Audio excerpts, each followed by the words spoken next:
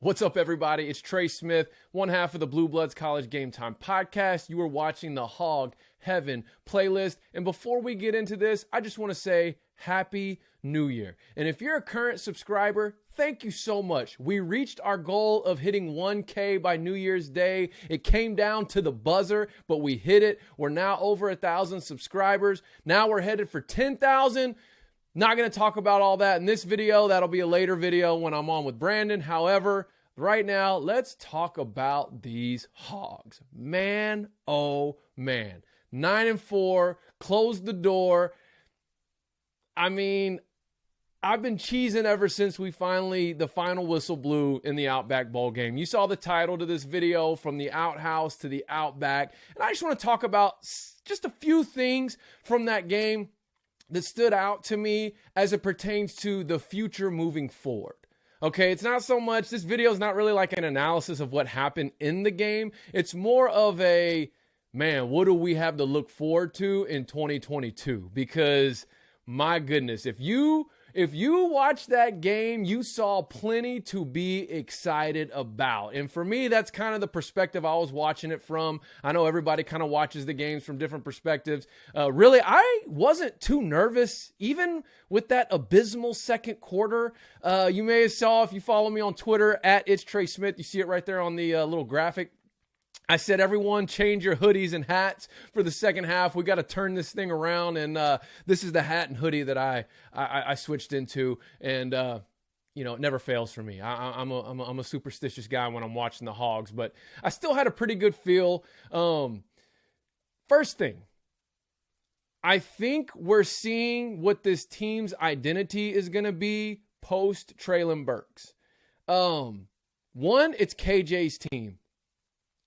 And I think that the team we will see in 2022, at least offensively, the identity of who we are, is what we saw today. Like, we're going to be a smash mouth, pound the rock. However, I think with the addition of Jaden Hazelwood, he's going to give us kind of that over-the-top threat. He's a good jump ball, 50-50 ball type receiver. And there's another player on the roster I'm going to talk about in a second that I wouldn't mind seeing playing some receiver in 2022 just because he's arguably our best offensive weapon. But before I get to him, let me just talk about KJ. We have a legitimate Heisman contender.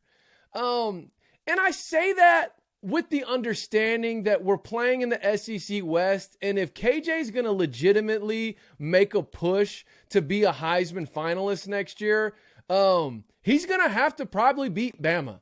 And if he doesn't beat Bama, he's going to probably have to beat everyone else other than Bama, or at least win 10 games, which I'm not ready to say we can't do next year. Obviously, I'm high on the season. I'm high off this win. I need to come down emotionally. I tried to wait even before I recorded this video so I didn't sound like just a complete absolute homer. However, when you look at our schedule, okay, opening the season with Cincinnati, I would have anticipate there's going to be a lot of media coverage around that game. Probably two ranked teams to start the season. You usually don't get a lot of ranked matchups. And so Cincinnati being a playoff team this year, us being, a top 20 team for sure, maybe top 15, I don't know, but definitely top 20 team ending the season. Cincinnati's losing a lot, particularly on the defensive side of the ball, but they are still a playoff team. Luke Fickell, it appears is going to be their head coach still.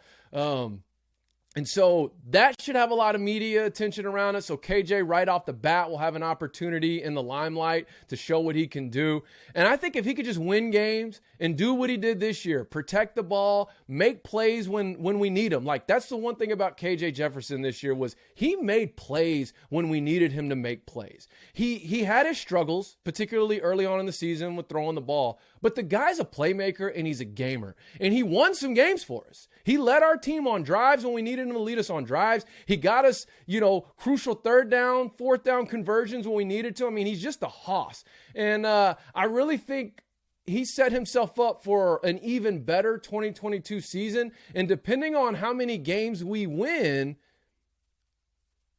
I think he's a legit Heisman contender next year.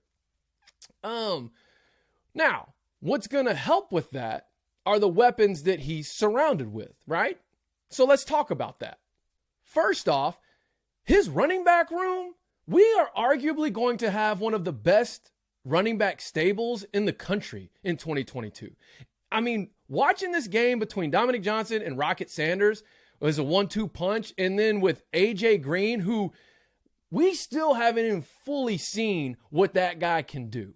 And I think if we keep him around, I mean, not that I've heard anything about him being in the transfer portal, but just knowing how the time and day and age that we're in. But if we keep all three of those guys on this roster in 2022, that is going to be a deadly three-headed monster week in and week out for teams to defend. And you throw in KJ as that, as the quarterback kind of orchestrating the ship. I mean, you've got the veer and shoot offense, assuming Bryles stays, but even if Bryles ends up getting a head coaching job, or there's been rumors about him in Miami, I don't know. I'm not going to get into all that, but bottom line is we're certainly going to run an offense that tailors to KJ's strength and tailors to our team strength, which I believe next year is going to be our running game. So between Rocket, Dom, and AJ Green, like that right there is going to be a heavy load and could potentially be a force in SEC play. So we got that. And then we got a guy, Malik Hornsby. This dude, we've got to get on the field next year.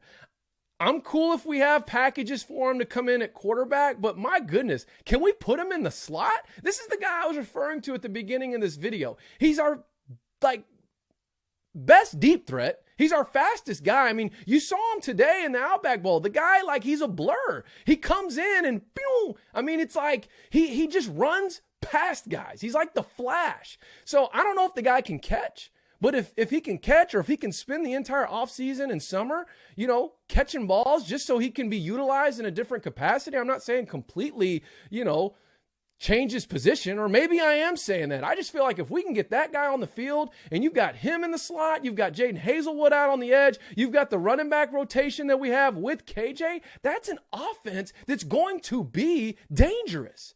Okay? That's an offense that we're not going to be sitting back going, oh, well, if we had Treylon Burks, we'd have made that play, just like I did on that first interception that KJ threw today that I felt like was not his fault. And first thing I thought, like I'm sure every other fan did, was, oh man, if number 16 would have been in, that's a touchdown.